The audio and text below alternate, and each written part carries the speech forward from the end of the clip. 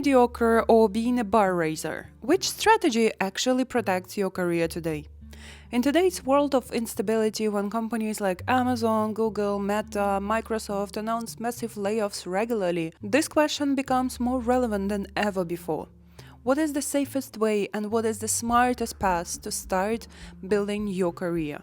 I have more than a decade of experience working in Germany and I've seen a lot, different teams, different managers, different cycles of hiring, firing and restructuring. And through this journey I've noticed a strange pattern seeing high performers, people who delivered above and beyond for years, suddenly get laid off. Those who are loyal and bring value became first who fall out of the org charts.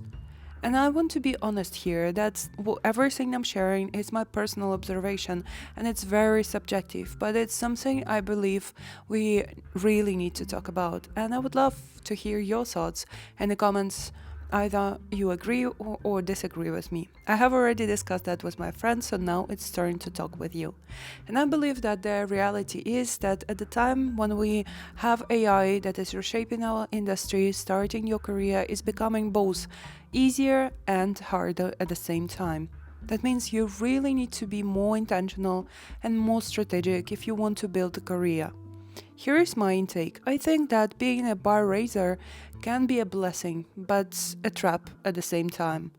If you, like me, liking an idea of being a high performer, you know that usually it comes with rewards. You get visibility, people trust your work, you become the go-to person and build strong personal brand at the organization. Most likely you are moving fast and you get more money in shorter time, and you also get more challenging projects that eventually open bigger opportunity for growth and development. But you need to remember that there is a shadow side no one talks about. When you consistently deliver at a high level, people start accepting it on a daily basis. And the moment you slow down, even a little, it's noticeable. And if you are pushing hard all the time, you can't sustain it for a long run, and burnout with mental or even physical breakdown comes one step closer to you. And the worst thing there is that being a high performer won't protect you from the layoff. Unfortunately, I observed layoffs happening in real life, and the history with the long list of great achievements in the company didn't really protect people who had to leave. Because in this case, companies don't really evaluate talent based on their contribution. They evaluate based on costs, team structure, and strategic shifts. And sometimes being a strong performer doesn't protect you. It just makes you more expensive and makes you a target for financial decision. On the other hand, mediocre employees stays in the company for longer time. I cannot say for sure what is the real reason behind that, but maybe because of intermediate position often has low costs for the business, and when layoffs are caused by financial challenges, it is more efficient to cut more expensive employees to hit the numbers quickly.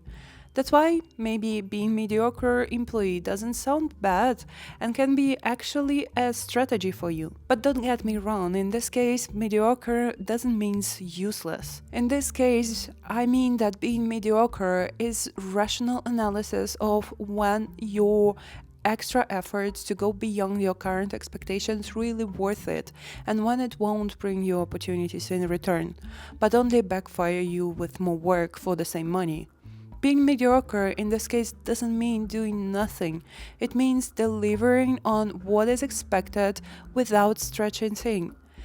Being mediocre means being consistent and deliberate and following existing processes and blending into the team structure to observe and understand when and how to implement the strengths they have at the right place at the right time. In this case, the strategic goal is to become a stability layer in the organization, because in time of economical uncertainties, stability becomes more valuable than brilliance. Companies doesn't always want stars. Sometimes they just want the predictable employees who just know how to do the work and do it in an expected way. So then the question is, which strategy to choose?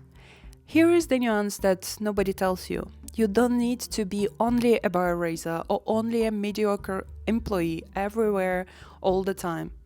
In my honest opinion, the winning strategy in 2026 is to be a strategic performer, meaning do not cut your ambitions, but choose the areas where you want to excel rather than just opt in for all the tasks that are offered. Choose the areas where you are okay being average, especially if you are just at the beginning of your career path. Build a reputation for reliability, not perfection. Don't forget to prioritize your mental health, not your ego, and create visibility for the work you do without burning out. And of course, focus on skills that AI can't replace, like communicating to people and building the expertise, accumulating different points of view to see the big picture. Because believe me, the future belongs to people who can adapt quickly, not ones who tries to be perfect. That's the point I recently vividly discussed with my friends and wanted to share with you, and let me know what do you think about it. And as usual, let's see each other in my next video. Take care and see you very soon. Bye bye!